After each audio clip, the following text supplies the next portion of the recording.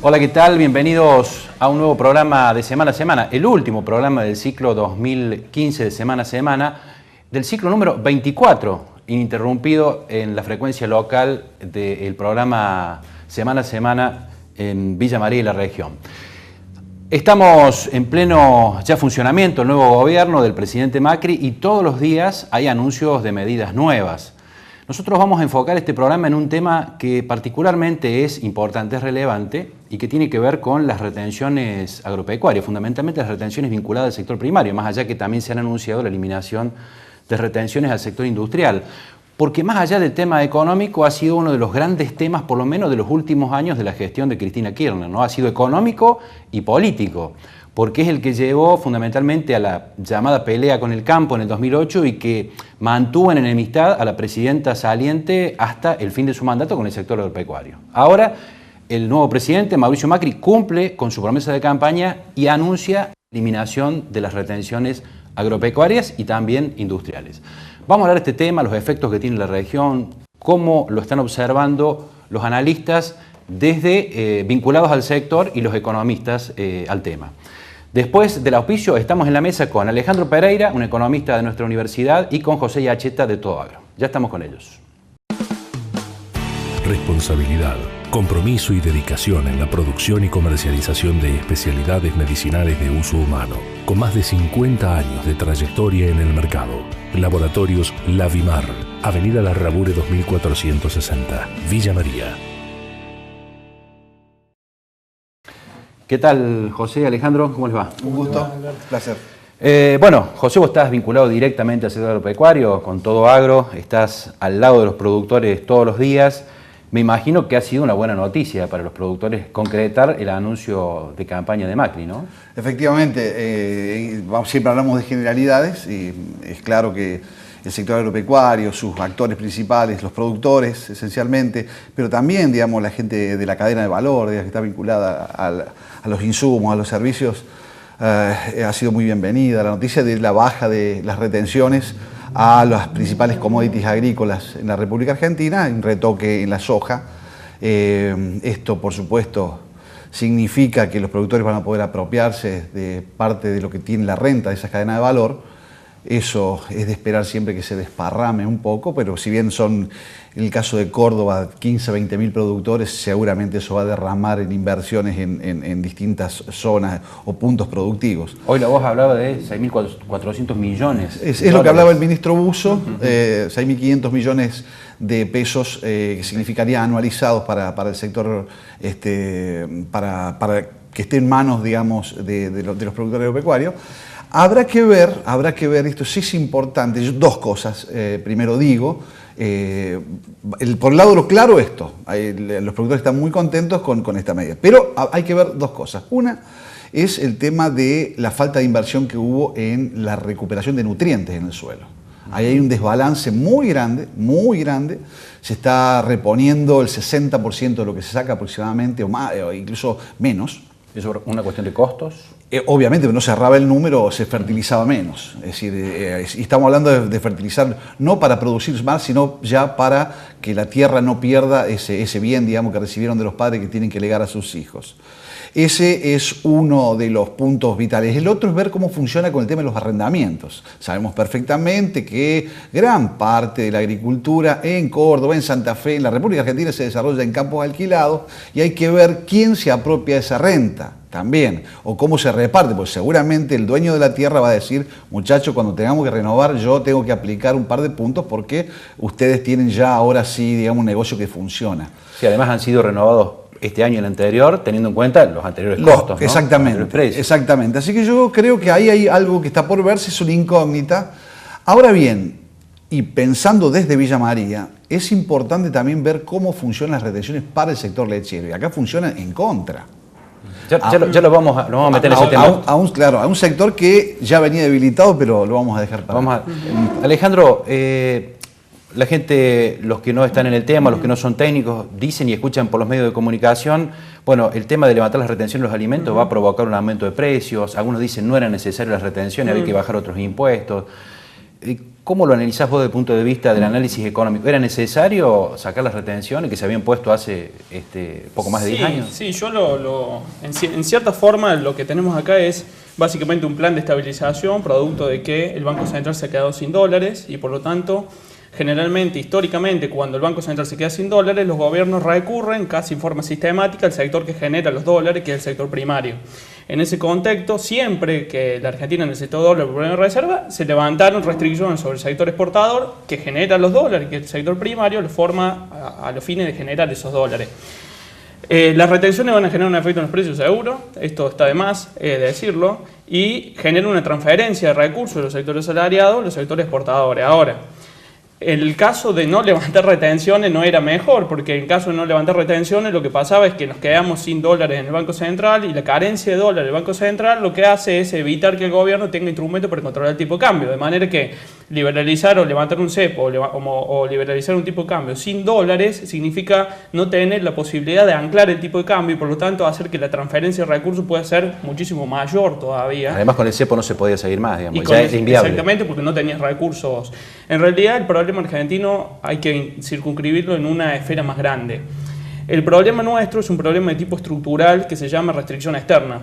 Cada vez que un gobierno intentó incentivar el mercado interno generando expansión del mercado interno, nos estrangulamos en forma externa. ¿Por qué? Porque gran parte de los componentes que consumimos en el mercado interno son de origen importado. Entonces nos quedamos sin dólares. Esa reducción de la cantidad de dólares central motoriza una especulación de devaluación, lleva a los agentes a posicionarse en dólares y eso genera una bola que va limando la cantidad de reserva del Banco Central. Y siempre caemos en el sector agropecuario, como vos decías al principio, que es el generador de recursos más rápidos. Exactamente, ¿no? porque la estructura económica argentina está desequilibrada. O sea, nosotros que sustentamos nuestra producción industrial en base a la producción primaria. Cuando la producción primaria deja de generar los dólares, no podemos sustentar la producción industrial. Y ahí el ciclo se revierte. Entonces, de manera que yo creo que, más allá de las cuestiones ideológicas, cualquiera haya sido el gobierno, si hubiese ganado yo, le hubiese pasado lo mismo, se hubiese avanzado en un esquema de disminución de retención. Y hablamos del sector industrial y estabas hablando del sector lácteo, digamos, de la leche. Sí. Es decir, esto no va a ser bueno para todos, en principio. Claro, el tema es, estamos hablando del corto plazo, ¿no? En primer lugar, esto hay que señalarlo, porque en el corto plazo siempre cuando han existido devaluaciones en la República Argentina, como bien señalaba Alejandro, rápidamente el sector agrícola entra en rentabilidad. Si bien ahora tiene una cosecha de trigo que es bastante mala desde el punto de vista de la calidad, esto también hay que, porque no se fertilizó, no hay nitrógeno, entonces eso da baja proteína, mala calidad, incluso hasta bajos rindes. El tema es que rápidamente el sector agrícola, digamos, repercute rápidamente. Pero el sector lechero no. El sector lechero, estamos hablando de un sector que tenía problemas estructurales severos, con bajas de precio importantes en tranquera de tambo, con un mercado internacional bastante complicado, sobre todo en materia de precios y también de operaciones, muy restrictivo. Entonces, ¿qué le ha hecho? Lo único que lo salvaba al sector era que el maíz estaba barato, valía 800, 900 pesos. Pasa a valer 1.600, 1.800 pesos ahora. Le aumenta, te diría yo, 50, 60 centavos por litro. Eso más... Es decir, que es un insumo importante. Muy importante. El costo de alimentación en un tambo, cuando están así los precios del 50%, en los cerdos del 70%, o sea, a los dos sectores los impacta. Pero además, el tema de bajar retenciones en soja, también muchos alquileres están pactados en soja. Entonces le aumenta el precio del alquiler. Pero además va a haber una devaluación, es decir, todo lo que arma el sector agropecuario, que es parte de lo que es el mercado mayorista de precios, con eso después tiene que salir a comprar la comida, la ropa, etc. Va a tener después menor poder adquisitivo cuando los precios se reacomoden o asuman la devaluación totalmente. Yo creo que parte, como bien lo charlamos anteriormente, la han asumido. Así que veo con muchos problemas. Yo te sacaba una cuenta muy sencilla. Villa María produce alrededor de 2 millones de litros de leche, procesa 4 o 5 millones, porque hay muchas fábricas aquí instaladas que importan leche. Pero en lo que es la producción primaria, si está perdiendo hoy un productor más o menos un peso por litro, 1,20 pesos, son unos 70 millones de pesos menos circulando en la ciudad, anualizados son unos 800 millones y falta el impacto de la devaluación.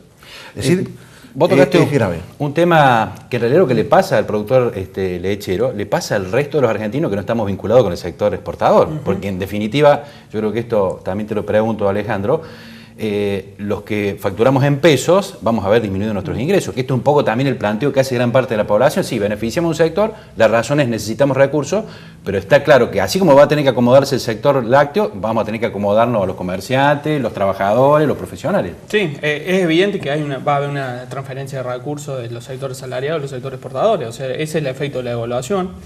Ese aspecto es totalmente innegable. Yo creo que lo que intenta hacer el gobierno es generar un plan de estabilización donde logre estabilizar la tendencia en torno a las expectativas de evaluatoria y logre generar ingresos de dólar. Y a partir de ahí, si la tendencia de evaluatoria no es muy pronunciada, lo más probable es que se mantengan los salarios reales en dólares, a pesar de que vamos a tener indefectiblemente un efecto devaluatorio. Ahora, no es lo mismo devaluar el 10, a devaluar el 20, a devaluar el 30, a devaluar el 50, o el 60 o el 70. O sea, y ahí está la discusión. Nosotros la economía no tiene instrumentos para predecir la magnitud del impacto. Por eso se dice que cuando uno genera un plan de estabilización, esta apuesta de liberar el cepo es una bala de plata. O sea, el gobierno tiene una posibilidad de liberar el cepo al menor costo posible. Si lo hace mal, los sucesivos planes de estabilización van a tener un costo más alto. En realidad todos los planes de estabilización tienen un costo más alto. Lo que uno necesitaría preguntarle al gobierno es a quién, o sea, el gobierno está dispuesto a generar las cargas sobre qué sectores. Porque si yo levanto retenciones y voy a financiar el aumento, por ejemplo, para dar un ejemplo, esto no es una predicción de política económica, pero voy a financiar el aumento de retenciones con un aumento del IVA, bueno, no solamente que estoy generando una transferencia de un sector a otro, sino que estoy utilizando un impuesto regresivo para financiar los recursos que he dejado de tener. Entonces ahí yo creo que ahí hay una discusión que es en cierta forma vacía. La discusión, plan de estabilización sí, plan de estabilización no, es una discusión vacía. El plan de estabilización es inminente porque nos quedamos sin dólares y cuando el país, si la economía no recupera dólares, cae en recesión. Así que ahí no hay discusión. Sobre si el plan de estabilización va a tener costos, ahí tampoco hay discusión. Todos los planes de estabilización tienen costos, no existe ninguno que no tenga. Ahora, ¿qué es lo que ocurre? Si las medidas del gobierno, estas primeras medidas que toma ahora en relación con confianza de la ciudadanía, son acertadas, la economía puede retornar con otro nivel de precio a una senda de expansión. Si las medidas del gobierno no son acertadas, si no logra controlar el tipo de cambio, si no recupera reserva, el costo que va a tener Argentina va a ser más alto y posiblemente la transferencia de recursos de un sector a otro sea más alta.